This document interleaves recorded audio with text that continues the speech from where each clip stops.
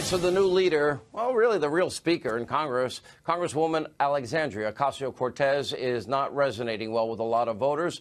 We have a new Gallup poll that is showing that although she is well known now throughout the nation, Ocasio-Cortez is polling, well, fairly negatively. Now, maybe it could be because of her radical policies. I kind of think so. And also tonight, Ocasio-Cortez is saying it isn't easy having to work all the time, so hard. 30 years in radio, 23 years at Fox, 10 years in construction, 10 years in restaurants. I'm sorry she's working so hard. And take a look. The thing they don't tell you about working in Congress is that if you do what you're supposed to do, you're working all the time, which means that you have no time to, set up your life. So I spent weeks sleeping on an air mattress. And I don't own a chair. All right, following the whirlwind of backlash against the Congresswoman, in this case, Omar's anti-Semitic statements, fellow freshman progressive Congresswoman Tlaib, well, she's now being criticized for reportedly supporting an effort to end college's study board program with Israel. Wow. We reached out to Congresswoman Tlaib's office for comment, but she's not getting back to us. Here with reaction tonight, Fox News contributor, we have former Congressman Jason Chaffetz, and also joining us is National Press Secretary for the Trump 2020 campaign, Kayleigh McEnany. Congressman, we start with you tonight. Good to see you both. Your reaction, not only to this, also to the news Steele's, what now we see in Steele's testimony and what we learned in Orr's testimony and Page's testimony and Strzok's testimony and McCain's aide testimony. This is now beginning to crumble.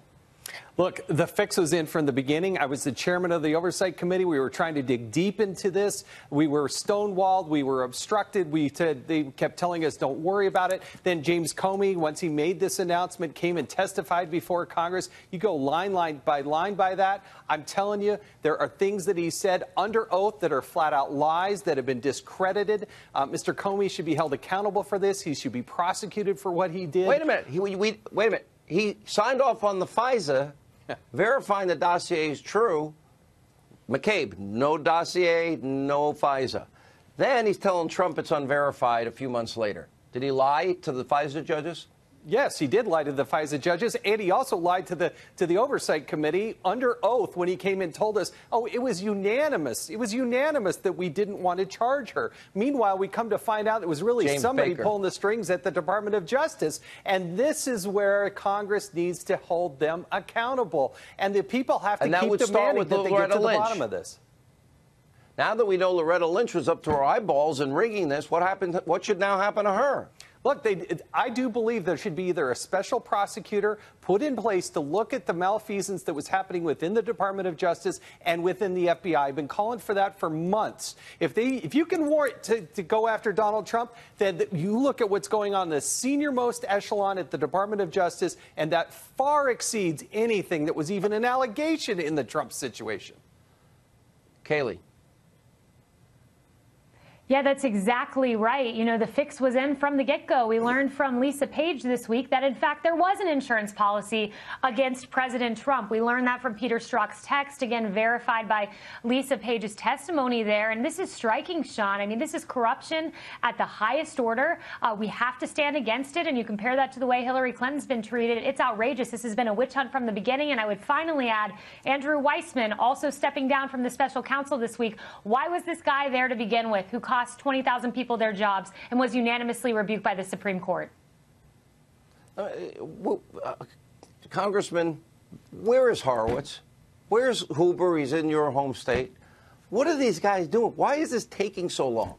So Horowitz is the Inspector General for the Department of Justice. He's been working on this for nearly a year. I do have some belief that it'll take another month or two. They buried him in more than 1 million types of documents. But ultimately, I think he will be the key authority on this. He has looked at it and seen it much further and wider than anybody else. Unfortunately, it's never fast enough, Sean. It's never, ever fast enough. Huber, who's the U.S. attorney in Utah that was appointed by Sessions to overlook some of this stuff, I have absolutely no idea what he's doing. I haven't heard word one. And most concerning is that the witnesses that were put forward by Mark Meadows and Jim Jordan and encouraged them to talk, they've never even been interviewed. So we can tell that he's making no progress. Are you confident, and I'll ask Kayleigh first. I'll ask the same question. Are you confident, Kayleigh, I think the dam now is broken. Now that it's all, and we're going to get the FISA applications, and we're going to get the Gang 8 info, and we're going to get the 302s. We're going to get the 5 buckets that John Solomon always talks about. Absolutely. We're going to get all of that, Sean. I'm confident that America is waking up to this. You've been on this from the very beginning on your show. The Mueller report's about to come out. We're going to find no collusion, no wrongdoing on the part of the president, zero probable cause to open an investigation into the president after millions of pages of documents reviewed. And you were right all along. We should have been looking at the FBI and the DOJ under Obama. Do you believe in your heart, Congressman, with all we now know and all this, we're now going to have a cascade of new information in the days and weeks ahead, that those people that first rigged the investigation into Hillary, tried to fix a presidential campaign in this country and rig the outcome, and tried to bludgeon the winner and undo that election with known lies. They were warned in August of 2016. Will they be held accountable? I would like to tell you, yes, Sean, in my heart of heart, I don't believe so. But I think the American people figured it out, and that's why Hillary Clinton is not the president of the United States.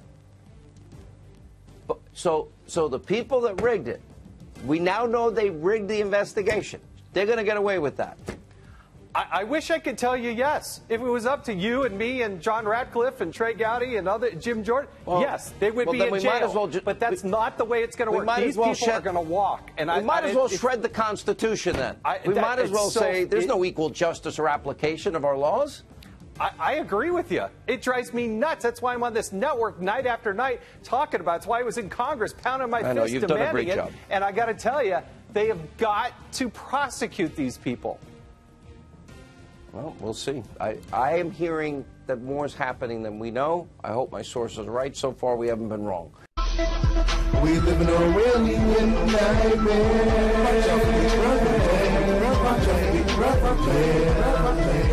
We live in a really nightmare.